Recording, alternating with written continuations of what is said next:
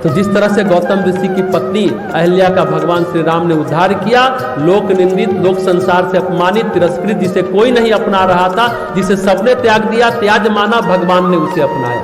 अभिशापों से, कर्म जंजाल से मुक्त किया।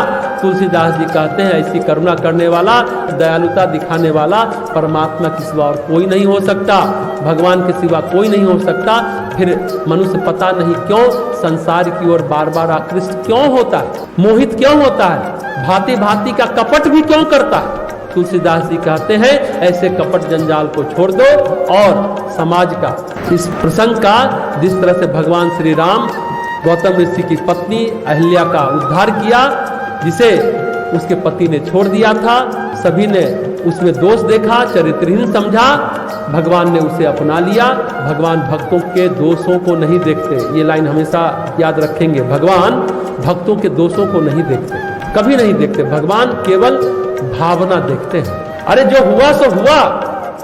अब यदि वो तैयार है वर्तमान के क्षणों में अपने पश्चाताप के लिए, अपने प्रायश्चित के लिए, तो भगवान सहर्ष अपना लेते हैं। लेकिन प्रायश्चित तो करे, सिर्फ सॉरी बोलने से काम थोड़ी चलता है। उसको प्रायश्चित तो होना चाहिए कि हम क्या कर रहे हैं। अगर अंदर से प्रायश्चित का भाव आता है ना, तो बात बनती चली जाती है। भगवान फिर अपना ही लेते हैं, रास्ता भी मिल जाता है और मार्ग में चलने का बल भी मिलता है, वो ताकत भी मिल जाती है। अगर वो सचमुच दिल से प्रायश्चित करे कि हमने गलती की, हम गलत बोल गए, हमारे अंदर भ्रांति थी, ये बातें होती हैं।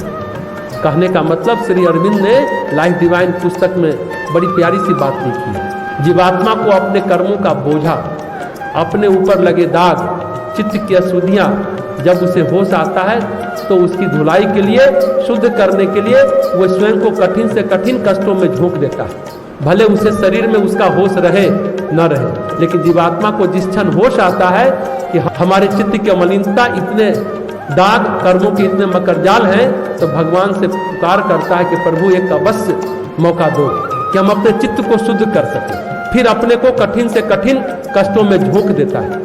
निमित्त बनते हैं कष्ट, निमित्त बनते हैं यंत्रणा, उसके चित्त को, उसके मन को, उसकी जीवात्मा को प्रदूषण से मुक्त करते हैं। और हम मुक्त करने का ये सरलतम उपाय है, कपट जाल छोड़ दो।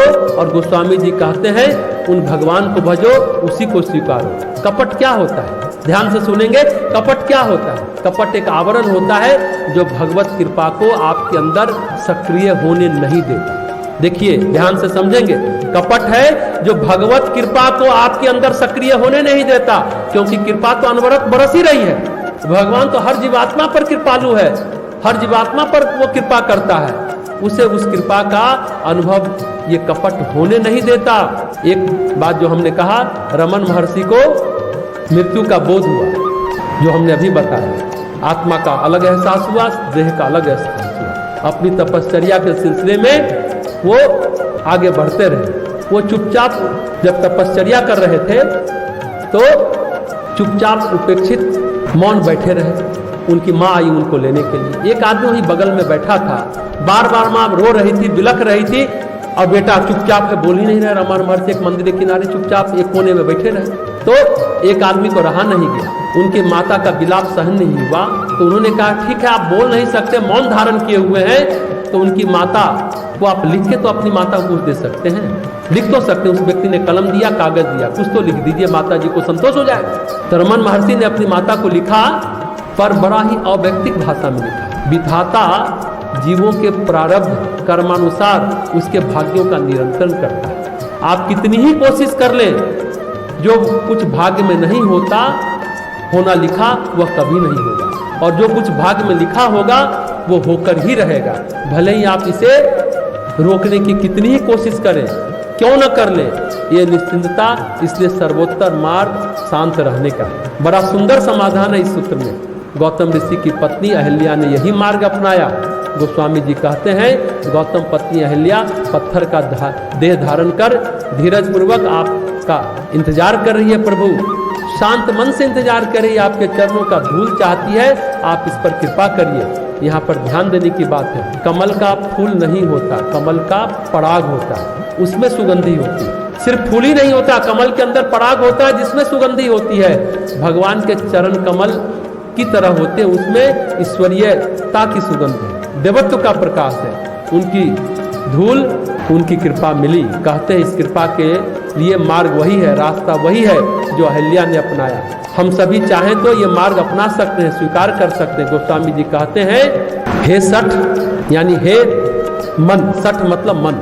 दो बातों का ध्यान रखना, भगवान दीन बंधु है और कृपा सिंधु है जो बिना किसी कारण कृपा करते हैं। कोई अपना स्वार्थ, अपना हित नहीं होता, बिना स्वार्थ और बिना हित के कृपा करते हैं। और अहेतुक कृपा जिसे कहते हैं, बिना हित के, कोई हेतु नहीं है, कोई कारण नहीं है, अहेतुक कृपा भगवान करते हैं। बस और बस क्या करना होगा, कपट छोड़ना होगा। इस प्रसंग का मूल अर्थ यही लगता है। तो कहने का अर्थ कभी कभी लगता है संबंध और संस्कार ईश्वर प्रेम में बाधक है। क्या आपको लगता है संबंध और संस्कार ईश्वरीय प्रेम में बाधक है? पूर्व जन्म का कर्म है तो संबंध बन ही जाता है, संस्कार भी बना देता है।